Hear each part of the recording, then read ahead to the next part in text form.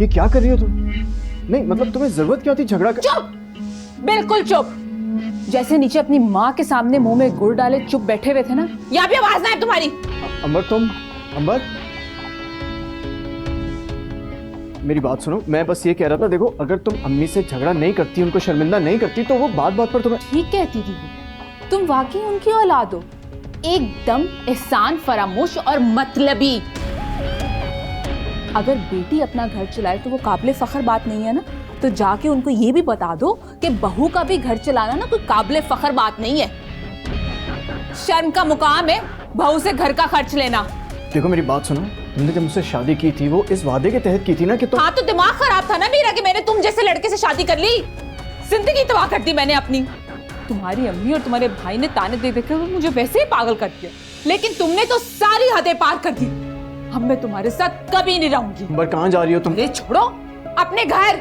नहीं, मैं तुम्हें कहीं जाने नहीं दूंगा, ये कपड़े तुम्हें वापस। खबरदार, अगर तुमने मुझे रोकने की कोशिश की तो मैं तुम्हें बता रही हूँ, मैं इस घर में अपने आप को आग लगा दूंगी। और वो जो तुम्हारे भाई और तुम्हारी माँ है ना, उनको तो बार बार आग लगाऊंगी। अंबर प्लीज, अंबर प्लीज मेरी बात सुन लो। अंबर, अंबर मेरी बात सुनो। अंबर, अंबर प्लीज मेरी बात। कोई बात नहीं सुनी मैंने, कोई बात नहीं सुनी। छोड़े मुझे। भाभी क्या हो गया? क्यों इतना गुस्सा कर रही हैं आप? हद कर दिए तुम लोगों ने, मुझे मेरी कमाई की बातें सुना रही है। अच्छा, इतना कुछ किया मैंने आप लोगों के लिए, आप मुझे सुना रही है। मेरी बात सुनो, बैठ के बात कर लेते हैं प्लीज। मैं माफी मांगता हूँ अम्मी की तरफ से तुमसे। मुझे तुम्हारी माफी नहीं चाहिए, बात करनी है ना अब मेरे भाई से करना और मेरी माँ से करना। अंबर ऐसे नहीं करो प्लीज। अंबर मेरी बात सुनो। अंबर प्लीज रुक जाओ। उसको रोको। मिल गई आपको सुकून, तसल्ली मिल गई आपको? भाई आप तो बिल्कुल चुप करो, एक लफ्ज नहीं बोलोगे तो। हारून मुझे बात करने दो।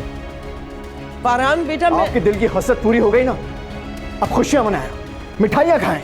अभी 5 मिनट पहले आप उसको चैलेंज कर रही थी ना कि आप उसका मुझसे झगड़ा करवा सकती हैं, उसे घर से निकलवा सकती हैं। कमाल कर दिया ना, निकल गई वो घर से, निकलवा दिया आपने। अब तो खुश है ना आप, तसल्ली मिल गई आपको। अब हारून तुम एक काम करो, अपने ससुराल फोन करो, उनको ये खुशखबरी दो कि अंबर ये घर छोड़ के चली गई। उनकी जो बेटी का मसला था ना वो बिल्कुल हल हो चुका है।